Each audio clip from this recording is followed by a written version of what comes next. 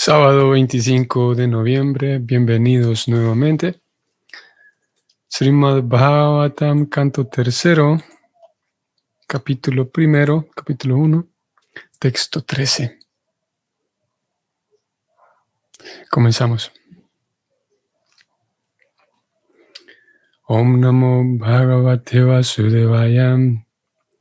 Om Namo Bhagavate Vasudevaya. Om Namo Bhagavate Vasudevaya.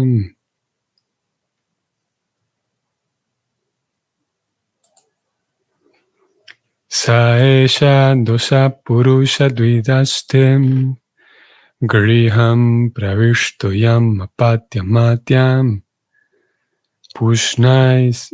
pushnasi krishnad vimukto gatashris tvayasu asaivam kula kausalasyam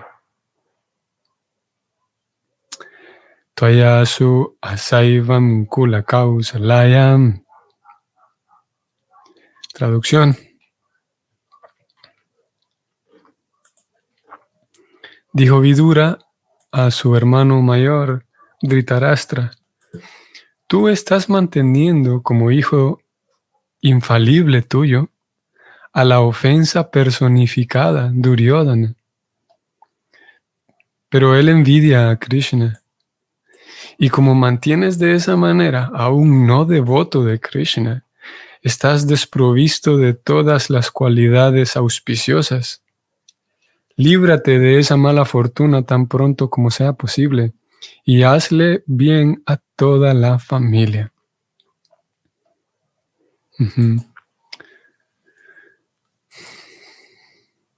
Vamos a leer el comentario escrito por Srila Prabhupada. A un buen hijo se lo llama apatya, aquel que no permite que su padre caiga. El hijo puede proteger el alma del padre cuando éste está muerto, ofreciendo sacrificios para complacer al Señor Supremo, Vishnu. Este sistema aún está vigente en la India. El hijo, después de la muerte de su padre, va a ofrecer sacrificios a los pies del loto de Vishnu, a Gaya, y así libera el alma del padre si éste está caído. Pero si el hijo ya es un enemigo de Vishnu, ¿cómo puede, con semejante actitud hostil, ofrecer sacrificios a los pies del loto de Sri Vishnu?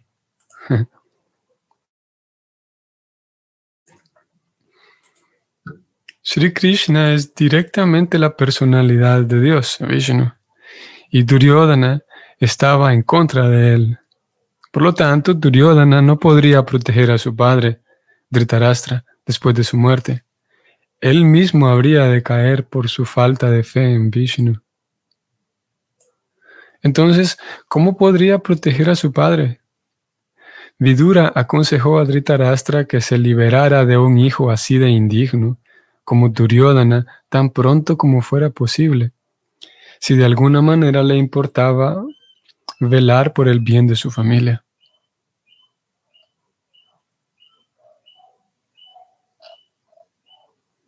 Según las instrucciones morales de Chanakya Pandita,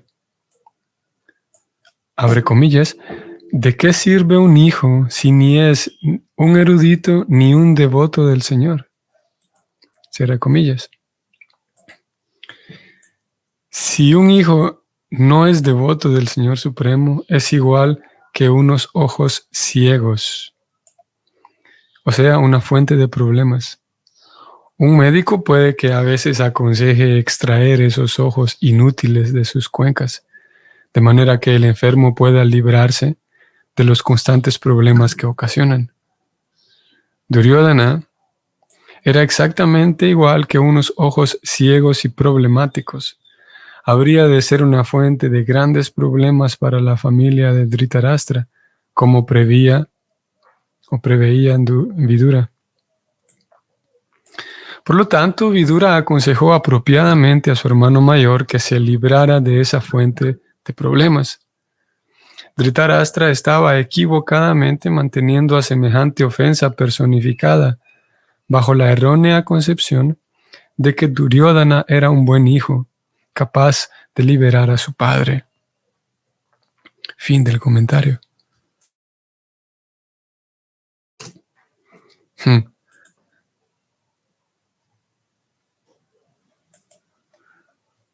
Dhritarashtra, voy a leer esta última línea. Dhritarashtra estaba equivocadamente manteniendo a semejante ofensa personificada bajo la errónea concepción o impresión de que Duryodhana era un buen hijo, capaz de liberar a su padre. Creo que fue ayer que mencionábamos como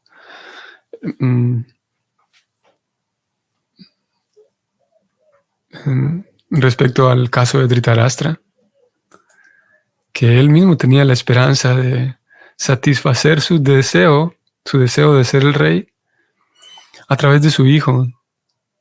Y por esa razón él lo consideraba un buen hijo, porque ahí estaba viendo la oportunidad de por fin él satisfacer ese deseo que tenía, el deseo de ser el rey. Y si él no podía, al menos su hijo. Ayer decíamos como es una dinámica un tanto común que el padre o la madre intenten proyectar su vida a través del hijo o la hija.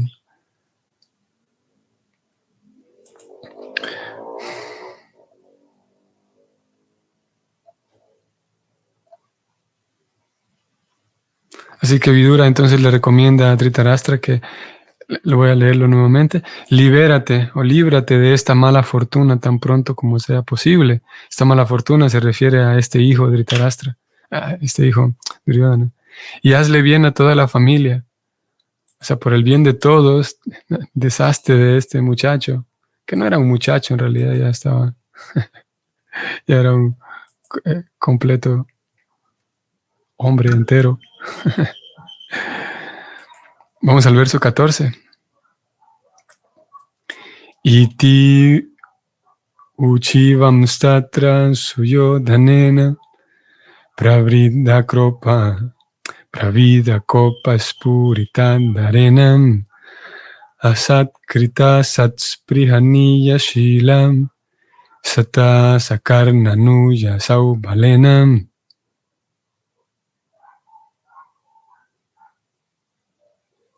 Traducción. Mientras hablaba así, Vidura, cuyo carácter personal era estimado por personas respetables, fue insultado por Duryodhana, el cual estaba hinchado por la ira y cuyos labios estaban temblando. A Duryodhana lo acompañaban Karna, sus hermanos menores y su tío materno Shakuni.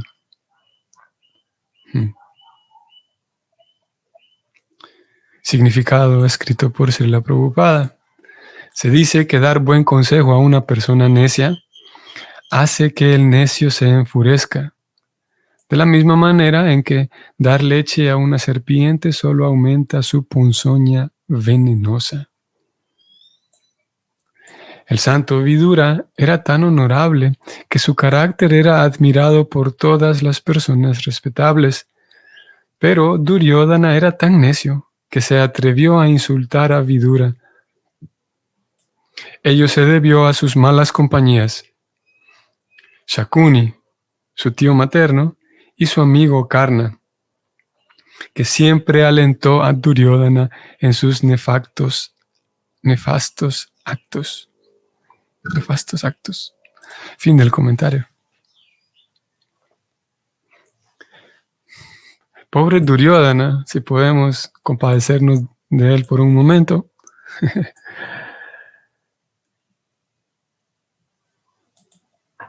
Su padre tenía el deseo de ser el rey. Él mismo también, sin duda. El mismo Duryodhana, él tenía el deseo, claro. Y sus compañeras no le ayudaban mucho. Como digo, tenía la presión de su papá. Y claro, primero y antes que otra cosa, pues tenía sus propias motivaciones, sus propias ambiciones. Y luego estaba, como dije, la presión de su papá, que él mismo quería satisfacer tal deseo. Y luego están mencionados aquí, y claro, tenía otras compañías nada buenas también, Pero aquí están mencionadas estas dos personas, Shakuni y Karna, que vaya que no eran, principalmente Shakuni, vaya que no eran muy buenas compañías. Como decíamos hace unos días atrás, Shakuni es hermano de Gandhari. Gandhari es la esposa de Dhritarashtra. Cuando Shakuni él se entera de que su hermana, muy bella y muy admirada, cuando él se entera que su hermana se va a casar con Dhritarashtra, que ok, sí, Dhritarashtra pertenece a una buena familia y es del clan de los Kurus, y sí, es la familia real de los Kurus, pero es que este Dhritarashtra es ciego, y Shakuni siempre mm, no se sentía del todo satisfecho con el hecho de que su hermana se casara con Dhritarashtra. Y él no estaba para nada contento. Consideraba que su hermana estaba sufriendo, que su hermana, que era algo injusto hacia con su hermana, que ella se casara con este sujeto que estaba ciego. Y claro, más adelante, debido al mismo carácter ejemplar de Gandhari, ella se casa con Dhritarashtra,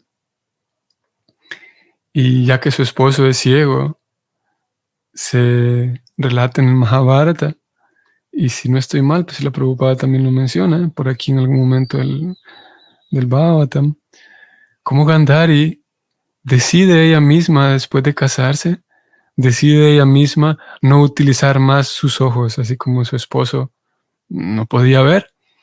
Ella, claro, ella tenía su vista normal, su visión normal.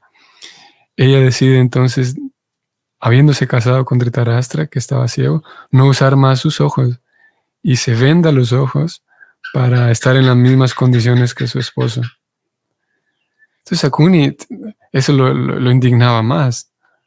¿Cómo es posible que su hermana había tenido tal destino? Entonces él se propone, y cuando encuentra la oportunidad, como en este momento, ya en esa tensión que había en la casa de los Kurus, él se propone a eso, a destruir la familia. Y encuentra en Duryodhana un sujeto que está, digamos, fácil de manipular, ya que está lleno de envidia, ya que está lleno de rencor hacia los Pándavas, de celos y envidia hacia los Pándavas, una persona que, digamos, sí, cuyas emociones no le permiten estar firme, y Shakuni entonces se aprovecha de ello. Aquí hay alguien que es fácil de manipular, y claro, Shakuni se aprovecha porque Duryodhana ya tiene una mala disposición hacia los Pándavas. Y Shakuni sabe que si él alienta más esa tensión, eso va a terminar en una batalla, en una guerra, en la misma familia, dentro de la misma familia de los Kurus. Y es lo que él buscaba. Shakuni, él era experto, relata el Mahabharata, que él era experto, engañador. Se dedicaba, sí, a engañar y estafar. Era un estafador. Y especialmente era experto en el juego de los dados. Entonces hay un momento, que en realidad ya leímos de ello hace unos días atrás, hay un momento en el que Shakuni les propone a Dhritarashtra y a Duryodhana que inviten a los Pándavas a jugar, y él sabe cómo ganarle a quien sea, Shakuni, y él les propone que los vamos a despojar de todo, vamos a incitarlos a que ellos apuesten todo, de tal manera que queden sin nada, que queden sin armas, que queden sin nada. Y vamos a convencerlos y es así. Entonces, como Shakuni les propone, que vamos a convencerlos de que si pierden todo, entonces tienen que irse. Y tal cual, el plan era que Dhritarashtra, siendo el tío de los Pándavas, el tío mayor, y como dijimos hace unos días, Yudhishthira, el hermano mayor de los Pándavas, tenía un carácter tan ejemplar que, por un lado, sus hermanos siempre lo seguían, porque sí, es una persona muy ejemplar, y confiaban plenamente en él. Una de las Los resultados de ser una persona ejemplar y recta es que uno puede ganarse la confianza de los demás. Y es el caso de Yudhishthira.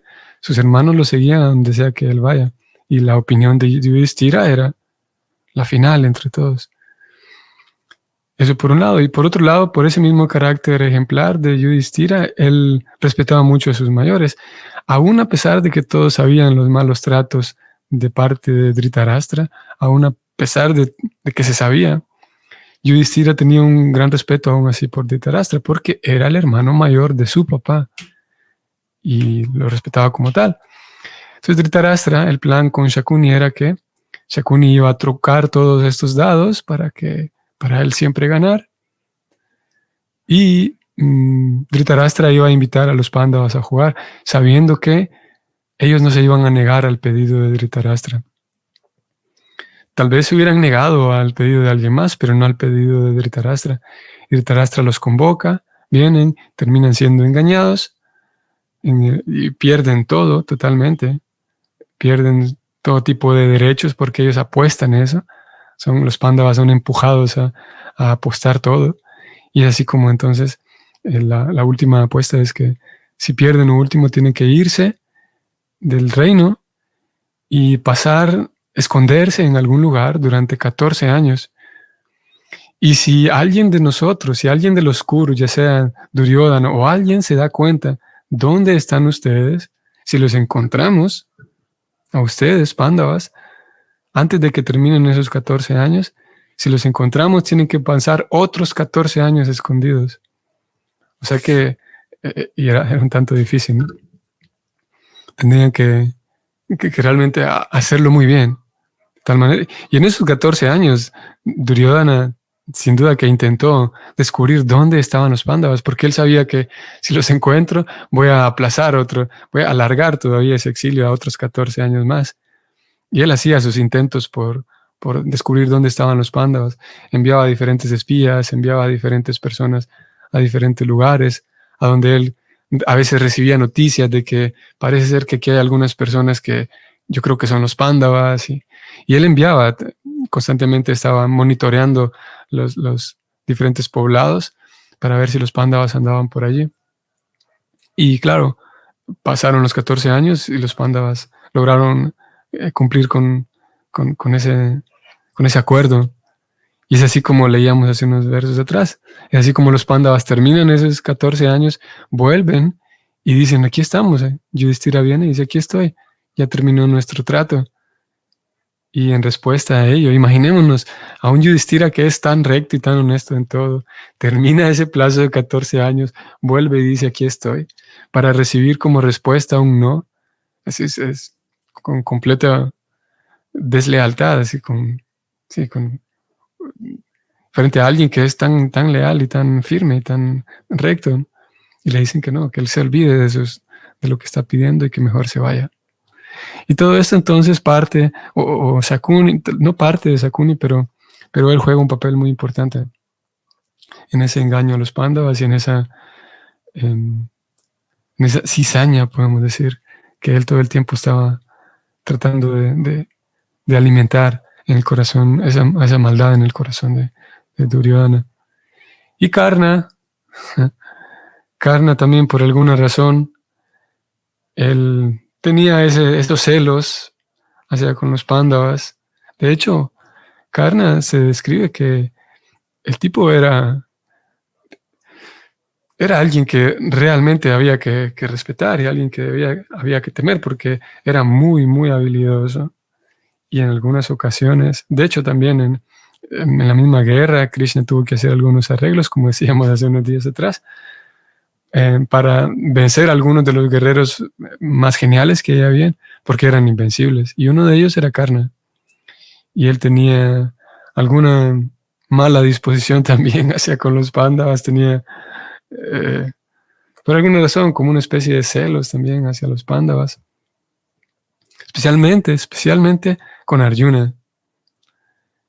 Y en algunas ocasiones se ve como Karna era más habilidoso que Arjuna, con la gran y enorme diferencia. Bueno, es una diferencia muy pequeña, pero es determinante totalmente. esa pequeña diferencia, pero al mismo tiempo enorme, es que Arjuna era devoto de Krishna, mientras que Karna, el hombre sí tenía una habilidad incomparable, pero él no estaba entregado a Krishna. Él más bien, pues es que la historia de Karna, la misma vida de Karna había sido tanto sufrida, y hay un momento en particular cuando los Pándavas cuando los Pándavas están en un exilio previo. Lo que pasa es que hay dos momentos en los que ellos salen al exilio. Uno es el exilio oficial de estos 14 años, y el previo es cuando ellos están huyendo después de la casa de Laka, de la que hablábamos hace unos días atrás. Ellos saben que necesitan esconderse, sí, para mantenerse un poco distantes de toda la tensión que había en el reino. Entonces se mantienen incógnitos, se mantienen escondidos.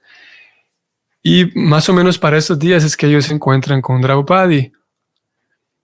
Ellos se enteran que hay un poblado cercano en donde hay una princesa llamada Draupadi, que está a punto de celebrar su ceremonia para escoger su esposo. Y los Pándavas se enteran de ello, entonces acuden a tal lugar, pero nadie sabe, todo el mundo piensa que los Pándavas están muertos hasta ese punto. Y ellos acuden disfrazados como si fueran brahmanas, llegan a la ceremonia y ellos no se sientan del lado donde están todos los guerreros, todos los pretendientes, sino que se sientan del lado donde están los brahmanas, los sacerdotes, porque ellos todo este tiempo habían estado disfrazados y actuando como si fueran sacerdotes brahmanas. Entonces, habiendo llegado allí, Arjuna llegó a esta ceremonia. Draupadi estaba lista para escoger a alguno de todos los príncipes que habían llegado, y también ahí había llegado Karna. Y Karna, como dijimos, bueno, hasta ese momento no tenía una relación tan cercana con Duryodhana, pero Karna, por su propia vida, había tenido algunos eventos desagradables, y es que no pertenecía oficialmente a una familia real, como si todos los otros guerreros que estaban en esta ceremonia. Entonces, había como una especie de desafío para todos los príncipes. El que lo pasara podía quedarse, tenía mayor posibilidad de ser aceptado por la princesa Draupadi.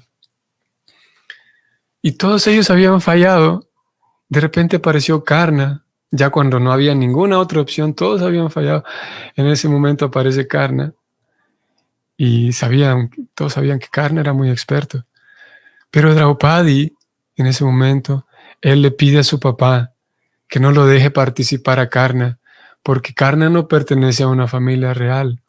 Porque Karna, no tiene, sí tiene muchas habilidades, sí, pero su familia no pertenece a ninguna familia real, ninguna casa real. Y Draupadi le pide a su papá que no lo deje participar a Karna. Y Karna, si bien es verdad ya había tenido muchos momentos como este, en ese momento se indigna y se siente, ahí avergonzado, porque él tenía la habilidad para pasar ese desafío, pero Draupadi lo rechaza. Y en esa misma ceremonia en donde él termina siendo rechazado de esta manera, resulta ser que, como dije, Arjuna estaba allí. Arjuna se levanta y toma a Draupadi enfrente de todos los demás guerreros, un sistema que era bastante popular en esta sociedad, en estos tiempos. Arjuna, y claro, el rey Draupada, el papá de Draupadi, también en el fondo tenía el deseo de que ojalá que mi hija se case con alguno de los Pándavas. Claro, y solamente tenía este deseo, que tenía poca esperanza en el deseo, porque todo el mundo sabía que los Pándavas estaban muertos. Acababa de suceder el incidente de la casa, el incendio de la casa. Pero Draupada, él tenía ese deseo de que su hija se case con alguno de los Pándavas. Cuando Arjuna emerge, digamos, dentro de el grupo de sacerdotes, y Draupada se da cuenta de que ahí está Arjuna, y ve a Arjuna tomando a su hija y enfrente de todos los demás guerreros, él se llena de felicidad sabiendo que aquí está uno de los Pándavas. Y claro, no solamente de felicidad de que uno de los Pándavas vino, sino que previamente felicidad al darse cuenta que están vivos ellos. Primero que nada, que están vivos, que no han muerto. Y segundo, de que aquí está Arjuna, quien está tomando a mi hija, quien está llevándose a mi hija. Y él deseaba eso. Y Draupadi totalmente, digamos, contenta también de saber que uno de los Pándavas está viniendo por ella. Entonces, Karna, a partir de ese incidente, se queda o se alimenta más bien, se alimenta más en su corazón esta mala disposición hacia con los Pándavas, celos también hacia con ellos, y hacia con Draupadi también por haberlo rechazado. Más adelante, Karna se encuentra con Duryodhana y resulta ser que ambos tienen un sentimiento similar, que es una enemistad hacia con los Pándavas. Y todo el tiempo entonces, ellos lograron conectarse muy bien, porque ambos tenían esa insatisfacción hacia con los Pándavas. Y claro, Duryodhana lo recibe muy bien a Karna, porque Karna era un arquero increíble, no tenía igual.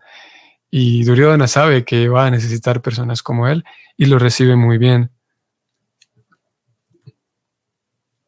Aparte, Duryodhana también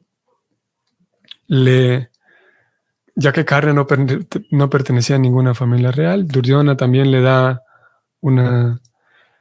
le entrega a su cargo, le entrega algunos pobladitos para que él sí oficialmente sea el rey de alguna zona, para ahora ya inscribirlo, digamos, por decirlo de una manera, para que ahora Karna sí sea oficialmente un rey y gane ese estatus. Y eso hace Duryodhana con Karna. Por lo tanto, Karna tiene mucha lealtad hacia con su amigo, porque el pobre Karna, porque había sido muy rechazado en varias ocasiones, naturalmente aquí encuentra a alguien quien lo trata muy bien, quien digamos que lo incluye en todo este clan de reyes y príncipes al momento de darle estos poblados para que él sea el rey de esos poblados.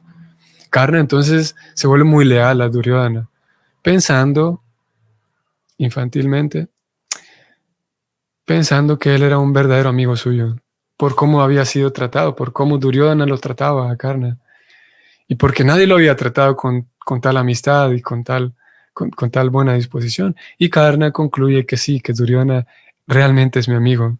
Pero Duryodhana no le interesaba tanto Karna. Lo que a él le interesaba es que con Karna él podía vencer a los Pándavas, con Karna de su lado. Prabhupada mencionó en el verso anterior, en el verso primero que leímos, verso 13, cómo un buen hijo puede, incluso después de la partida del padre, un buen hijo puede ayudar al bienestar espiritual del padre.